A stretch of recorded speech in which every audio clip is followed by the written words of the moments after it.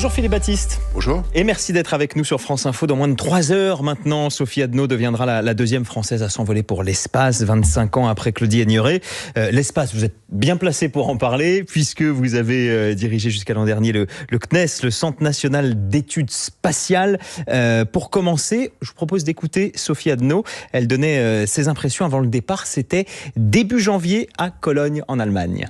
Ce que je ressens principalement, c'est que je suis sereine sur une mission qui va être belle. On est bien préparé. Je suis concentrée également. Concentrée parce que ça fait 3 ans qu'on engrange de la connaissance et surtout l'apprentissage de compétences clés qui vont nous servir au quotidien là-haut. Je suis curieuse aussi parce qu'il y aura beaucoup d'incertitudes comme toute mission. Alors, est-ce que vous avez eu l'occasion ces derniers temps d'échanger avec elle ? Alors, ces derniers jours, non, parce que elle était confinée. Enfin, dans les derniers jours, les astronautes sont confinés avant d'être lancés. Oui, c'est en quarantaine, en quelque sorte. Exactement. Mais je me rappelle encore Sophie, à 3-4 ans, avant sa sélection, les premières discussions qu'on avait eues avec elle. Une femme incroyable, d'une très grande modestie, ça se sent dans les échanges et ça se voit immédiatement. Et qui est juste à la fois une scientifique brillante, qui a été pilote d'essai sur, je sais plus, une quarantaine d'hélicoptères différents. Des milliers d'heures de vol. Des milliers d'heures de vol, qui a été la meilleure de toute sa classe d'astronautes. Vous savez, ils sont en classe, donc elle était absolument exceptionnelle, des qualités remarquables. Et puis, quand elle parle aussi de son projet, elle a toujours voulu faire ça, et elle vous parle de son engagement de femme de science, de passion pour l'espace, de ténacité dans son engagement, le fait qu'elle a travaillé dur, parce qu'elle voulait le faire, et donc, mais elle montre aussi que les rêves, on peut les atteindre quand on travaille, et c'est un très très bel exemple, c'est un très beau message, et c'est un beau message aussi, je reviens là-dessus, sur les femmes, la science et la technologie. Claudie Aigneret avait été déjà une extraordinaire ambassadrice, et est toujours une extraordinaire ambassadrice des sciences et des technologies. Et l'une des missions des astronautes, c'est pas la seule, mais c'est aussi ça, c'est de parler à tout le monde de la science, de la technologie et de la place de ces sciences et des technologies dans notre monde. Alors justement, qu'est-ce que vous pouvez nous dévoiler, Philippe Baptiste, sur ces missions, ces expériences scientifiques que Sophie Adno et donc les 2 Américains et le Russe qui voyagent avec elle dans l'espace vont pouvoir mener à 400 km d'altitude pendant ces 6 à 8 mois en orbite ? Pardonnez-moi, je me permets simplement de rappeler que vous avez été au CNES, donc qui s'occupe précisément de ces expériences. Entre autres, en tout cas une partie, bien sûr. Pourquoi est-ce qu'on fait des expériences dans l'espace ? Essentiellement parce que on est dans un endroit où il y a quasiment pas de pesanteur, en apesanteur. Et donc ça veut dire quoi ? Ça veut dire qu'en fait il y a des phénomènes, des expériences, des manips qu'on ne peut faire que dans cet environnement. Alors, on peut les simuler parfois dans des vols paraboliques, dans des avions qui, pendant quelques secondes, simulent la pesanteur. On fait tomber l'avion et on simule la pesanteur. Mais dès qu'on veut avoir des expériences d'un peu longue durée, le seul endroit où on peut le faire, c'est l'ISS. Et il y a plein de choses qu'on va mesurer, des expériences de physique, mais on va aussi s'intéresser au vieillissement. On va s'intéresser, par exemple, au vieillissement des os. On va s'intéresser aussi aux dommages qui sont causés sur des tissus vivants, des radiations, parce que l'environnement spatial, de temps en temps, il y a des génies de la tech qui vous expliquent que l'avenir de l'humanité est dans l'espace. Je crois que c'est fondamentalement faux, parce que parce que l'espace est un milieu extraordinairement hostile, extraordinairement hostile. Et donc, parce que vous êtes en dehors des ceintures de Van Allen, donc ça veut dire que vous êtes soumis directement au rayonnement dès que vous êtes un petit peu loin de la Terre. Et donc, ça veut dire que derrière... Et donc sur les expériences. Alors, des expériences très variées. On va travailler, par exemple, tester des combinaisons intravéhiculaires, c'est-à-dire de nouvelles combinaisons spatiales qui ont été développées. On va travailler sur la mesure des radiations. On va travailler sur du suivi physiologique des astronautes pour vérifier qu'ils sont en forme, comment est-ce que évolue leur santé. Travailler sur des échographies totalement autonomes. Et vous savez, en fait, c'est aussi par exemple, je prends l'exemple de l'échographie. Ce travail-là, il est important. Ça montre aussi que quand vous faites de la science et de la technique, vous pourriez me dire, mais en fait, qu'est-ce qu'on a besoin d'aller travailler sur des échographies pour les astronautes ? Vous me posez presque la question.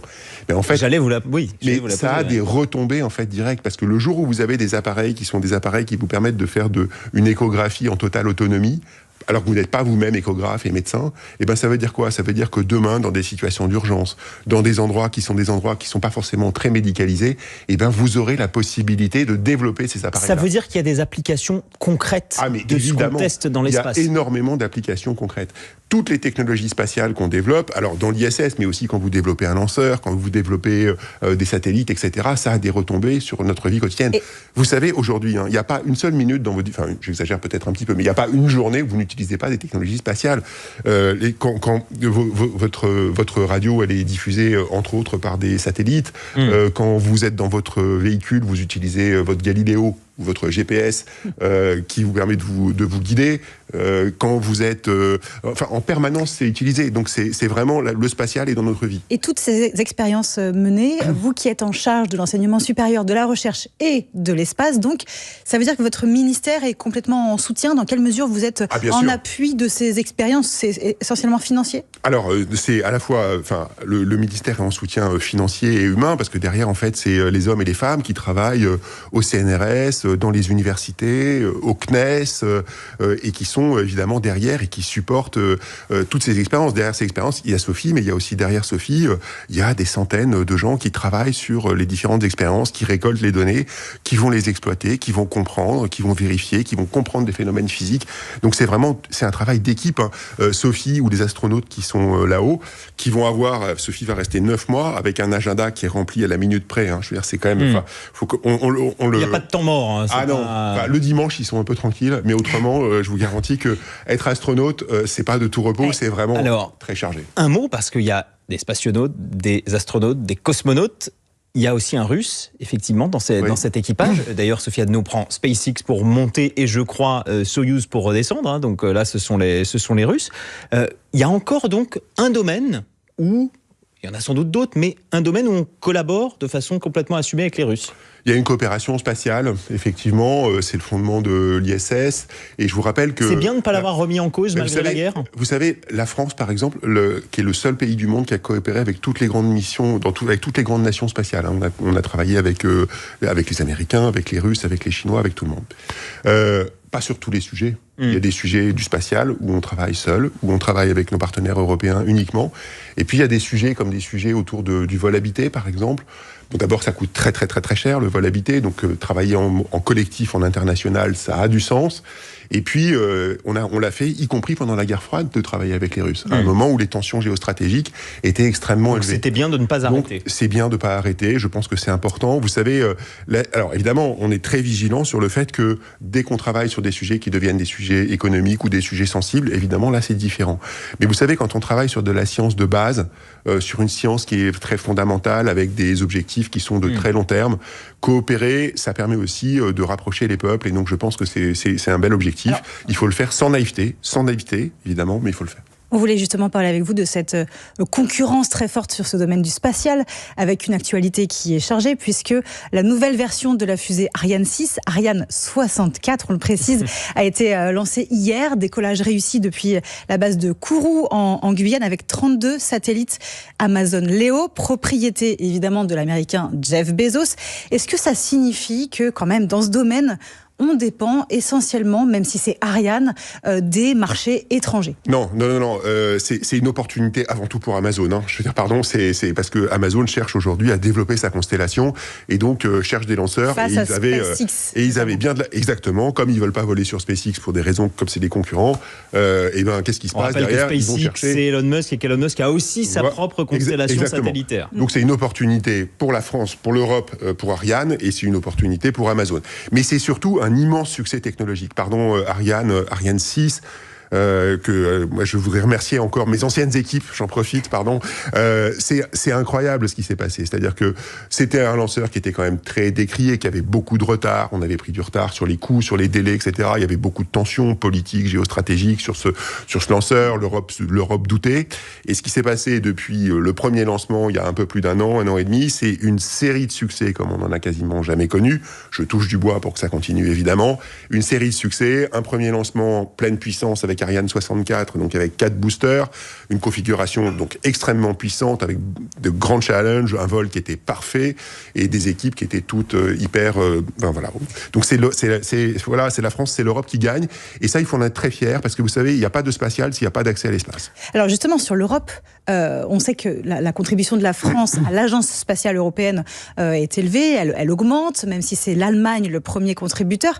Mais est-ce que concrètement, avec à peu près 22 milliards d'euros d'investissement, on peut être en mesure de concurrencer la NASA qui, 70 milliards d'euros d'investissement. On en est quand même très loin. Alors, deux éléments. La première chose, c'est qu'il y a la contribution française à l'Agence spatiale européenne, mais au-delà, il y a les programmes qui sont des programmes qui sont développés directement par l'Agence nationale française, en plus. Et quand vous sommez tout ça, la France est de très loin le premier pays spatial européen. Ça, c'est très clair, avec près de la moitié de l'industrie qui est aujourd'hui en France. Donc, quelque part, on a un vrai leadership sur le sujet. C'est fondamental de le garder parce que c'est un sujet d'avenir et de très forte croissance. S'agissant des budgets, effectivement, l'Europe est en retard. Parce que l'Europe est en retard et on n'investit pas assez sur ces sujets-là. Alors, il y a à la fois la question du vol habité, de la science, mais le vrai sujet aujourd'hui, c'est pas tellement celui-là. Le vrai sujet, c'est notre autonomie stratégique, l'importance du spatial pour notre défense et pour notre sécurité. C'est ça le sujet numéro 1, et c'est ça qu'il faut faire. Mais quand même, on parlait d'Ariane, vous félicitiez du fait que ça fonctionne, que Amazon utilise en tout cas Ariane pour lancer ses satellites. N'empêche que les constellations satellitaires les plus importantes, c'est Starlink, c'est Amazon. Il y a Eutelsat aussi, voilà, bien sûr, mais qui est quand même moins utilisé aujourd'hui. Alors, est-ce qu'on va pas finir par être complètement en retard sur ce Eutelsat, sujet d'abord, Eutelsat n'a pas exactement le même positionnement. Et c'est pas le même positionnement, c'est plutôt étatique que destiné aux particuliers comme Starlink, par exemple. Business, pour les entreprises et pour les États, et c'est fondamental d'avoir Eutelsat. Il ne faut pas qu'on accélère là-dessus. Et si, il faut accélérer, et c'est le projet Iris Square. Iris Square, c'est le futur de l'Europe, de la connectivité en orbite basse. C'est un très grand programme qui a été lancé par la Commission. Il faut maintenant qu'on arrive à accélérer, à baisser les coûts. Je veux dire, on va réussir à le faire. Mais on est déjà en retard, de fait. On l'a fait pour Ariane 6, mais on a déjà une constellation. C'est la seule constellation européenne souveraine aujourd'hui qui existe. C'est OneWeb, la constellation d'Eutelsat. Il faut s'appuyer dessus. Et Starlink. Et il faut. Oui, mais elle n'est pas du tout européenne. Air France utilise Starlink. Il y a d'autres opérateurs qui utilisent Eutelsat. Et la question, à mon avis, elle est fondamentalement qu'est-ce qu'on veut demain ? Est-ce qu'on veut être autonome ou pas ? Et évidemment, si on veut être autonome, il faut aussi, à un moment donné, assumer le fait que notre autonomie, elle passe par le fait que les pays européens achètent du matériel européen. Et cette question, elle est fondamentale, elle est absolument cruciale. C'est vrai dans le spatial, c'est vrai pour toute la tech. Une dernière question sur ce sujet à propos des Américains. On sait que le président Donald Trump veut retourner sur la Lune en 2030.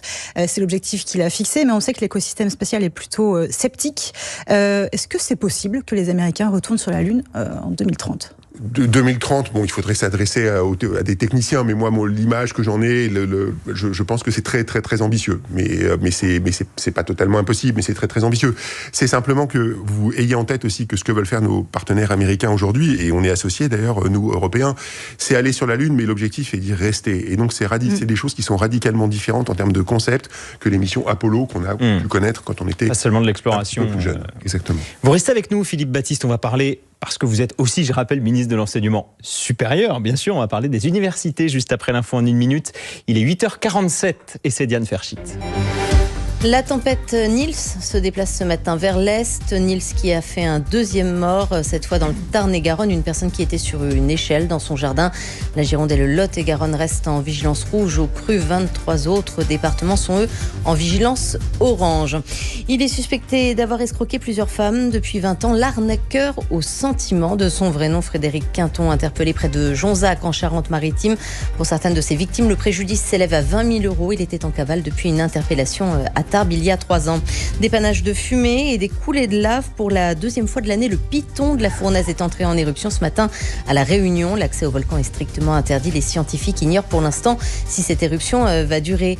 De nouvelles chances de médailles françaises aux Jeux Olympiques de Milan-Cortina, en sprint biathlon, en patinage artistique avec Adam Siao Imfa, ou encore pour les femmes en snowboard cross, les 8e de finale de snowboard cross qui seront à vivre sur France Info à partir de 13h30. France Info. Le 8h30 France Info, Adrien Beck, Mathilde Siro. Philippe Baptiste est toujours avec nous. On rappelle que vous êtes ministre de l'Enseignement supérieur, de la Recherche et de l'Espace, dont on vient de parler longuement. On va évoquer maintenant avec vous le budget 2026. Cette mesure qui a beaucoup fait parler, qui est restée comme un symbole avec, donc, dans les discussions entre le gouvernement et le Parti socialiste, la mise en place des repas à 1 euro pour les étudiants dans les restaurants universitaires. Alors, si on en croit le communiqué que vous avez publié hier, vous souhaitez que ce soit mis en place à partir du mois de mai. Un mot quand même philosophiquement sur cette mesure, parce que on sait que les étudiants boursiers avaient déjà la possibilité donc d'avoir ces repas à 1 euro. Aujourd'hui, ça veut dire que des fils et filles de parents qui gagnent 6 000, 8 000, 10 000 euros par mois, ils ont aussi ce droit. Ça vous semble juste ? Alors, d'abord, c'est ce budget et cette mesure, c'est le fruit d'un compromis. Oui. Et comme vous le savez, c'est une mesure qui était beaucoup poussée par le Parti socialiste. Nous, on avait initialement quelques réserves, on a eu des discussions, et ça faisait partie quelque part d'un paquet de compromis, et évidemment, on va le faire. Je voudrais quand même vous dire que les enfants, effectivement, de parents qui sont très très aisés, comme ceux que vous avez mentionnés, peut-être qu'il y en a quelques-uns qui vont manger au restaurant universitaire. Je suis pas sûr que ce soit la très grande majorité. Et vous savez, aujourd'hui, les gens qui vont manger, les étudiants, de manière générale, c'est pas une partie de la population française qui est très riche. Et donc, quelque part, c'est cet effort supplémentaire qu'on va faire pour aider les étudiants. Je pense que ça va quand même, malgré tout, dans la bonne direction. Vous étiez opposé, on le rappelle, à la base, à cette mesure. Absolument. Mais maintenant, on a décidé qu'on allait le faire. Donc on va le faire, et on va le faire dans les temps. Le Premier ministre a annoncé mai, et ce sera fait en mai. Tout le monde se met en ordre de bataille pour faire ça. J'étais hier dans un restaurant universitaire, je discutais avec les agents, on avait une discussion qui était très riche, et je peux vous garantir qu'ils étaient très très engagés dans le support et dans le soutien des étudiants. Et donc oui, on va le faire. C'est beaucoup d'argent en plus, hein, c'est quelque part en année pleine, à peu près 80 millions d'euros en plus. Dès cette année, ce sera, comme c'est à mi-année, il y aura une 50aine de millions d'euros qui vont permettre à la fois... Pardonnez-moi, ces 80 millions, ils comprennent seulement l'approvisionnement, ou il y a aussi les salaires peut-être de nouveaux employés, de nouveaux emplois que vous allez devoir faire? Oui, bien sûr, je pense qu'il y a ces deux questions. Hein. C'est quelque part à la fois le manque à gagner, entre guillemets, du fait de la réduction des tarifs. Et puis, il faudra aussi, comme on sait très bien aussi, que on aura probablement plus d'étudiants qui vont venir. Et donc, vous arrivez à le chiffrer, ça, d'ores et déjà ? C'est difficile. Je rappelle 47 millions de repas par an. Hein, bien sûr. Ça, le Crous. Donc la vérité, c'est que c'est une des grandes difficultés de la mesure. Pour qu'elle soit efficace, il faut qu'on arrive à pousser un peu les murs. Ça veut dire accueillir des étudiants, par exemple, le soir, pour le dîner de temps en temps. Regarder si en embauchant peut-être telle ou telle personne, on réussit à avoir plus d'étudiants. Mais vous savez, aujourd'hui, les Crous sont déjà très très pleins. Donc c'est pour ça que c'est techniquement pas facile. On est très mobilisés. C'est une mesure qui sera riche. Et 80 millions d'euros par an, c'est ce que vous nous dites? Alors 50 millions d'euros dès cette année, et après en année pleine, à peu près, ce sera environ 80 Combien millions. De postes en plus il faudra? C'est pas encore chiffré, il faudra regarder vraiment au cas par cas, et regarder justement restaurant universitaire par restaurant universitaire, quelle est la mesure la plus efficace. On est vraiment là dans le travail, dans la dentelle. La mise en place. Dans la mise en place, et on va le faire. Voilà. Sur la situation plus globale sur les universités, vous avez aussi lancé un chantier sur le financement des universités, les assises du financement. On sait que chaque année, maintenant, le nombre d'inscrits à l'université plutôt stagne, c'est autour de 3 millions. Beaucoup d'universités ont un budget déficitaire.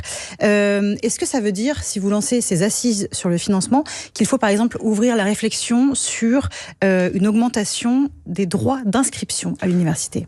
Alors, sur ce sujet spécifiquement, je vais être très clair, il n'y aura pas à la rentrée prochaine d'augmentation de droits d'inscription pour les étudiants français. Il n'y a pas cette question n'existe. Pour les étudiants français. Cette question n'existe pas. Donc, mais je veux le dire de manière très claire. Maintenant, la question des assises, qu'est-ce que c'est ? C'est quoi ? C'est en fait simplement aujourd'hui, il y a à la fois beaucoup d'argent qui a été mis ces dernières années sur les universités à travers une augmentation de de l'argent qui est donné par l'État, soit sous la forme de contrats, enfin par différentes méthodes, et en même temps un sentiment sur le terrain, dans les amphithéâtres, dans les laboratoires, que l'argent il n'est pas complètement arrivé, ou en tout cas ça suffit pas, etc. Et donc on a besoin de travailler sur la méthode. En souffrance par ailleurs. Et il y a bien sûr à la fois des filières, mais aussi des inégalités territoriales qui sont extrêmement fortes. Et ça, moi, j'y suis très sensible, en particulier pour le premier cycle. C'est-à-dire que je pense que c'est très très important que quand vous êtes un jeune bachelier, que vous soyez né dans le 7e arrondissement ou dans un département rural, à un moment donné, on arrive à vous proposer des choses qui peuvent vous permettre de poursuivre vos études. Et je pense qu'on a un vrai travail à mener là-dessus, une vraie réflexion sur ce qu'on a fait précédemment et sur ce qu'il faudra faire demain pour améliorer justement cette égalité et cette promesse républicaine. Vous avez dit pas de hausse des frais d'inscription pour les étudiants français. Ça veut dire que pour les étudiants étrangers, en revanche, ça peut augmenter? C'est la question, je pense que la question plus générale, elle n'est pas tellement là. La question, c'est plus simplement de savoir, en gros, quelle est notre politique aujourd'hui pour l'attractivité internationale de la France pour les étudiants. Vous savez, on est un grand pays d'accueil aujourd'hui. On accueille beaucoup d'étudiants étrangers. Mais on est très loin d'avoir des frais d'inscription excessifs pour les étudiants étrangers, on imagine. Alors, ça dépend quel est votre point de comparaison. Si vous comparez, par exemple, à ce qui se passe en Grande-Bretagne ou aux États-Unis, on est un peu l'idée, très loin. Et aujourd'hui, il y a des frais qui sont déjà aujourd'hui des frais différenciés entre les étudiants internationaux non communautaires et les étudiants qui sont communautaires, donc de l'Union européenne, mais seuls quelques pourcents en fait de ces étudiants internationaux payent effectivement ces frais différenciés. Il y a probablement une réflexion à avoir sur ce sujet, mais pas exclusivement sur ce sujet. Je pense qu'il faut aussi qu'on aille réfléchir. Donc vous répondez sur la question de Mathilde sur est-ce que les étudiants étrangers, en tout cas extra-communautaires, pourraient être un peu plus mis à contribution. Vous ne fermez pas la porte. La porte n'est pas fermée, mais le sujet, à mon avis, il est aussi beaucoup plus large que ça. C'est aussi simplement, je pense qu'il y a des filières où on a absolument besoin de talents internationaux. Lesquels, par exemple ? Toutes les filières autour, par exemple, des techniques, des sciences, de l'ingénierie, du monde médical. Je veux dire, on a cruellement besoin de ces jeunes qui aujourd'hui viennent. Pourquoi ? Parce qu'en fait, malgré l'exemple brillant de Sophie Adno, je reviens à ce qu'on se disait précédemment, il n'y a pas assez de jeunes aujourd'hui qui s'engagent dans ces métiers qui sont pourtant des métiers absolument incroyables et où le plein emploi est quand même vraiment la norme. Et donc, on en a besoin. En particulier, si on veut réindustrialiser le pays. Et donc, on a besoin de ces filières. Et puis, il y en a d'autres, on en a peut-être moins besoin. Donc il y a aussi un travail, en fait, je crois, qu'il faut lancer pour réfléchir justement à nos priorités. Encore une question sur cette question des étudiants étrangers, parce que vous le savez, le débat sur l'immigration est brûlant en France. Cette question du nombre d'étudiants en France chaque année fait polémique. Souvent, la droite et l'extrême droite dénoncent une dérive. Et on voulait vous faire réagir à ce chiffre qui a été donc donné par votre ancien collègue ministre de l'Intérieur, Bruno Retailleau. Il s'est déclaré, vous le savez, candidat à l'élection présidentielle hier, et donc il a accordé une grande interview au Figaro Magazine dans laquelle il déplore que 2/3 des étudiants étrangers en France ne valident pas leur licence en 3 ans et qu'ils occuperaient 35% des logements Crous par ailleurs.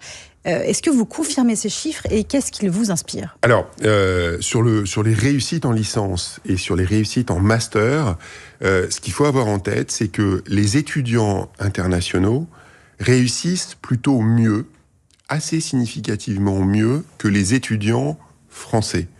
Pourquoi ? Parce qu'en fait, ils sont pour la plus grande partie d'entre eux, ils sont un peu sélectionnés à l'entrée. Est-ce qu'il faut aller plus loin ? Moi, on peut regarder, c'est bien sûr, mais vous savez... Ça veut dire quoi, aller plus loin ? Aller plus loin quelque part, aller chercher les tout meilleurs étudiants. Oui, je pense. Donc peut-être moins d'étudiants ?